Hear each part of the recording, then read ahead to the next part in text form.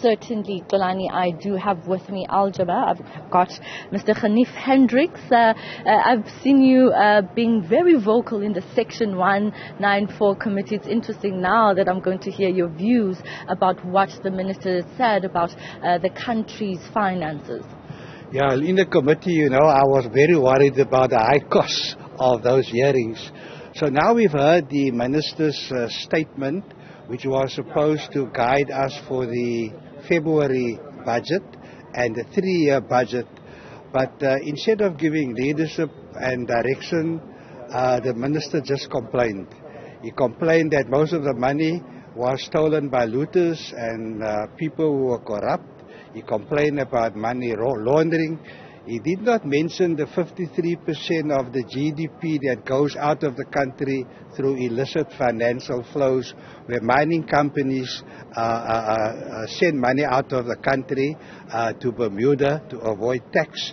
And he blamed the SARS for allowing that.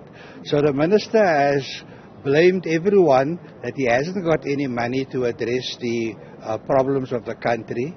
He then offered 30% to help Gauteng to fix its roads and said, okay, we'll scrap the tolls, but you find the other 70%. 30% not enough. He should at least have given 50%. So I don't think the residents and motorists of Gauteng will be very happy with his statement. But he has given direction on how we move forward. South Africa needs a new fiscal policy.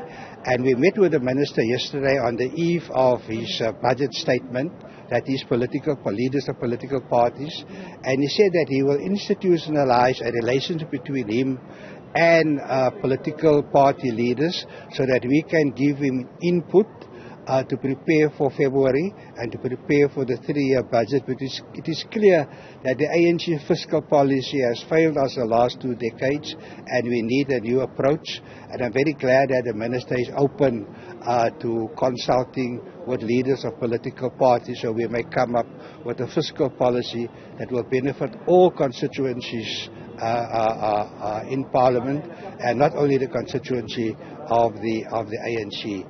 So we are looking forward to further engagement. We are very disappointed that he said that the economy is contracting, telling poor people that you just have to remain poor and suffer more. That is not the message that the minister should have sent. He should have said the economy is contracting and this is what we are going to do to take families out of poverty. He did nothing of that. So this is definitely not a pro-poor statement. Thank you so much, Mr. Hendriks, for your time. I see my colleague Xolani standing by there with the Democratic Alliance. Xolani, let's get reaction from the official opposition party.